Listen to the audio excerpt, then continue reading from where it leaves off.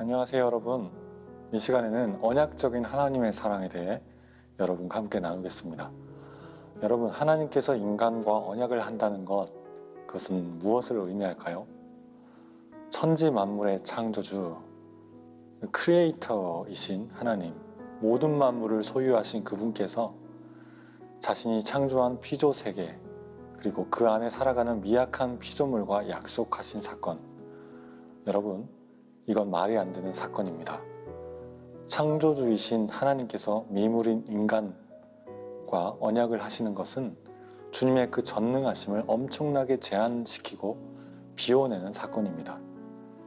하나님의 그 언약적인 사랑은 스스로 창조 세계에 대한 하나님의 의도를 돌볼 어떤 잠재성도 없는 사람들에게, 스스로 그들의 사역에서 하나님의 선하심을 드러낼 어떤 잠재성도 없는 사람들에게, 그리고 스스로 하나님의 뜻에 따라 세계를 변혁시키도록 도울 어떤 잠재성도 없는 우리들에게 하나님이 사랑으로 의존한다라는 사실을 드러내죠.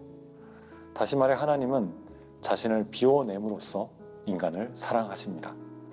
하나님은 비움의 사랑을 통해 혼돈과 상실과 죄의 수렁에서 우리를 해방하기 위해, 오실 하나님의 통치에서 우리와 함께 하시기 위해, 그리고 우리가 하나님의 사랑을 경험하고 그 사랑이 제정되는 것을 누리는 데까지 이르도록 우리를 고귀하게 만드시기 위해 피조물인 우리와 언약하셨습니다. 그 언약적인 사랑 안에서 하나님은 우리 인간에 대한 불타는 열정을 나타내시죠. 그리고 그것은 단지 피조물인 우리를 주님의 계획에 적합하게 하기 위해서만은 아닙니다.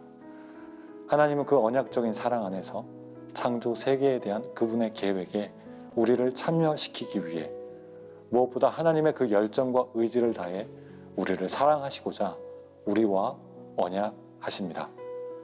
그것은 다른 말로 하나님에게서 가장 멀리 떨어져 있으며 심지어 하나님에게서 자신을 배제하고 가리려 하는 피조물인 인간과 만나시려는 하나님의 강력한 의지입니다. 특히 예수 그리스도는 이러한 하나님의 강력한 사랑을 펼쳐내시는 가장 확실한 증거이죠. 하나님이 이 세상을 이처럼 사랑하사 독생자를 주셨으니, 여러분, 세상, 즉 스스로 하나님으로부터 멀어져서 생명을 지속하는 힘을 하나님을 대항하는 데 사용했던 그 세상을 조건 없이 사랑하신 예수 그리스도의 사랑은 끊임없이 우리를 하나님과 사랑의 교제를 가능하게 하는 공동체를 창조하는 그 원동력이 됩니다. 또한 그 공동체 안에서 우리는 하나님의 형상으로 회복되고요, 새로운 창조 세계의 구성원으로 회복됩니다. 그리고 마침내 삼위일체 하나님의 그 언약적인 사랑 안에서 인간은 하나님의 자녀로 새롭게 태어나게 됩니다.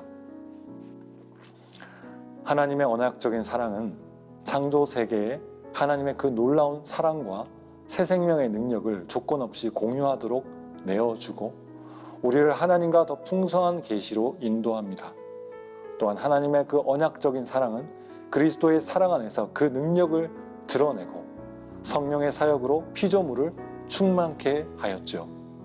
그리고 지금 이 시간도 삼위일체 하나님은 그 창조적 사랑을 인간에게 부어주심으로 우리로 하여금 하나님의 현존을 담대한 자들이 되게 하고 새 창조물로 살아가게 합니다.